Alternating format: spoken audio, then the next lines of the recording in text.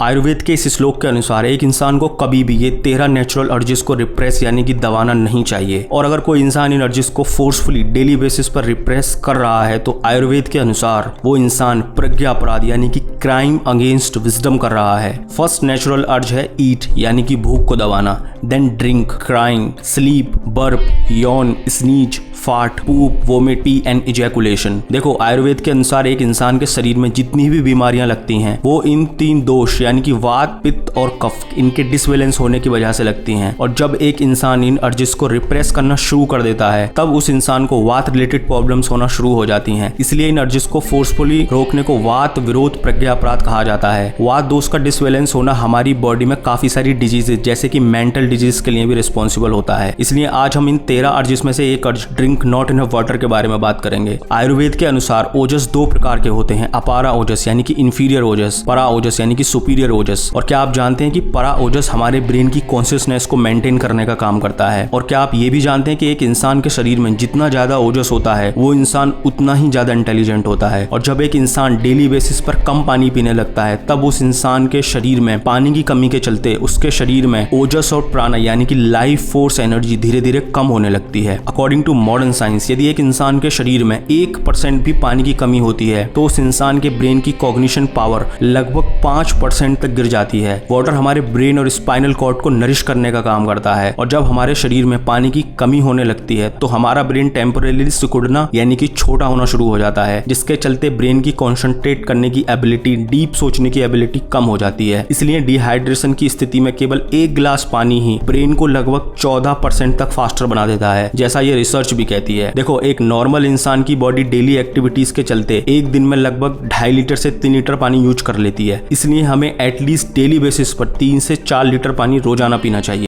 Next है self control. क्या आप जानते हैं कि एक इंसान की हायर इंटेलिजेंस इस बात पर भी डिपेंड करती है कि उसका अपने आप पर कंट्रोल कितना है, यानी कि उसकी सेल्फ कंट्रोल करने की एबिलिटी कितनी है, जैसा कि ये सभी रिसर्च भी बताती हैं। Nobel prize winner psychologist Daniel Kahneman अपनी book thinking fast and slow में बताते हैं कि जब एक इंसान अपनी फीलिंग्स, बिहेवियर, इमोशंस पर या अपने दिमाग में उठने वाली इंपल्सेस को कंट्रोल करने लगता है तब उस इंसान के दिमाग में एक स्पेशल टाइप की पावर या एबिलिटी डेवलप होने लगती है, यानी कि उस इंसान की एक टास्क से दूसरे टास्क या लाइफ की एक सिचुएशन से दूसरी सिचुएशन में अपने फोकस को स्विच करने की एबिलिटी काफी बढ़ जाती है। 1972 में स्टैनफोर्ड यूनिवर्सिटी में 4 साल के कुछ बच्चों पर एक एक्सपेरिमेंट किया गया जिसमें उन बच्चों को 2 चॉइसेस दी गई। उनसे कहा गया कि ये चॉकलेट या तो वो अभी या 15 मिनट के अंदर कभी भी खा सकते हैं, लेकिन अगर आप 15 मिनट वेट करते हैं तो आपको 1 चॉकलेट की जगह 2 चॉकलेट खाने को दी जाएंगी। ये इंस्ट्रक्शंस देकर उन बच्चों को अलग अलग रूम्स में चॉकलेट के साथ अकेला छोड़ दिया गया। एज ए रिजल्ट कुछ बच्चे अपनी टेम्पटेशन के चलते अपने बिहेवियर को कंट्रोल नहीं कर पाए और उन्होंने चॉकलेट को 15 मिनट से पहले ही खा लिया। और कुछ बच्चों ने अपनी फीलिंग्स, अपने बिहेवियर, अपनी टेम्पटेशन को कंट्रोल करके रखा, जिसके चलते उन्हें 15 मिनट बाद 2 चॉकलेट दी गई।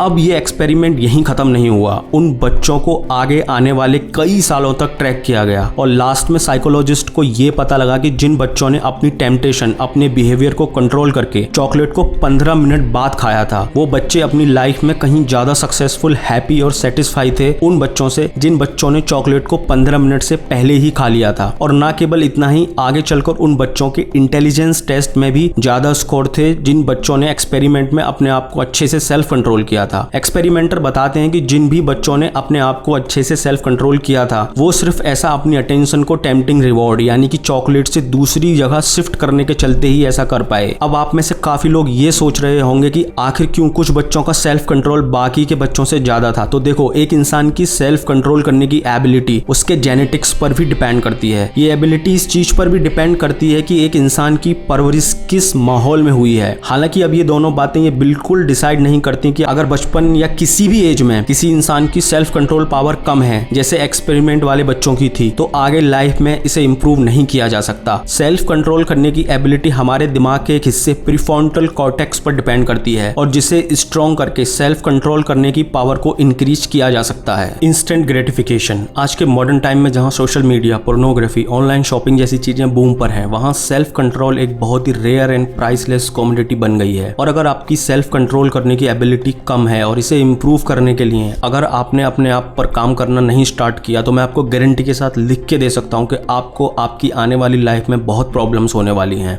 और उनमें से सबसे बड़ी प्रॉब्लम है इंस्टेंट ग्रेटिफिकेशन की। देखो, जब आपकी सेल्फ कंट्रोल करने की एबिलिटी कम होती है तब आप इंस्टेंट ग्रेटिफिकेशन के ट्रैप में फंस जाते हो। चॉकलेट एक्सपेरिमेंट एक परफेक्ट एग्जांपल है इंस्टेंट ग्रेटिफिकेशन का। इंस्टेंट ग्रेटिफिकेशन मतलब जब एक इंसान के ब्रेन में प्लेजर से रिलेटेड कोई इंपल्सेस आती है, तब ऐसा इंसान उन इंपल्सेस के, उन डिजायर्स के लॉन्ग टर्म नुकसान के बारे में ना सोचकर उन इंपल्सेस, उन डिजायर्स को पूरा करके उनसे इंस्टेंट प्लेजर लेना चाहता है। अब साइंटिस्ट और उनकी साइंटिफिक स्टडीज बताती हैं कि इंस्टेंट ग्रेटिफिकेशन या अपनी इंपल्सेस के बेसिस पर डिसीजन लेते समय हम अपने इमोशनल ब्रेन का यूज करते हैं, ना कि उस ब्रेन का जो हमारी हायर इंटेलिजेंस के लिए रिस्पॉन्सिबल होता है। अब इमोशनल ब्रेन के साथ प्रॉब्लम यह है कि हमारा इमोशनल ब्रेन प्लानिंग और हमारे फ्यूचर को इमेजिन नहीं कर सकता। इसलिए जो लोग लाइफ में डेली बेसिस पर अपने डिसीजंस इंस्टेंट ग्रेटिफिकेशन के बेसिस पर लेते हैं, वो लोग चॉकलेट एक्सपेरिमेंट में जो बच्चे फेल हुए थे, सेम उन्हीं की तरह लाइफ में कुछ अच्छा अचीव नहीं कर पाते हैं। On the other hand, psychologist हैस्मिथ बताते हैं कि हायर इंटेलिजेंस वाले लोगों की अच्छी सेल्फ कंट्रोल एबिलिटी के चलते ऐसे लोग इंस्टेंट ग्रेटिफिकेशन को अवॉइड कर अपने ज्यादातर डिसीजन डिलेड ग्रेटिफिकेशन के बेसिस पर लेते हैं। Self respect. Self control is the chief element in self respect and self respect is the chief element in courage. अगर आपको सबसे पहले अपनी लाइफ की किसी एक चीज पर ध्यान देना चाहिए तो वो है आपकी सेल्फ रिस्पेक्ट, क्योंकि आपकी सेल्फ रिस्पेक्ट आपकी लाइफ के ऑलमोस्ट हर पहलू पर अपना प्रभाव डालती है। For example, according to research, एक इंसान के मैच्योर डिसीजंस लेने के पीछे उसकी सेल्फ रिस्पेक्ट का एक बहुत बड़ा रोल होता है। अगर किसी इंसान की सेल्फ रिस्पेक्ट कम है तो उस इंसान के डिसीजंस बहुत ही शैलो, बच्चों जैसे और फियर से भरे होंगे। और अगर एक इंसान की सेल्फ रिस्पेक्ट हाई है तो उसके डिसीजंस भी मैच्योर और करेजियस होंगे। और सेल्फ रिस्पेक्ट ना केवल डिसीजन मेकिंग बल्कि हमारे self confidence, relationship, higher self esteem के लिए भी बहुत जरूरी होती है। इसलिए जब से आप खुद पर कंट्रोल यानी कि सेल्फ कंट्रोल करना स्टार्ट कर देंगे, उसी समय से आपकी इंटेलिजेंस, सेल्फ रिस्पेक्ट, कॉन्फिडेंस, करेज, ये सभी चीजें भी इंप्रूव होना शुरू हो जाएंगी। नेक्स्ट है स्टिलनेस। तन थिर, मन थिर, वचन थिर, सुरति निरति थिर होए, कहे कबीर उस पलक को,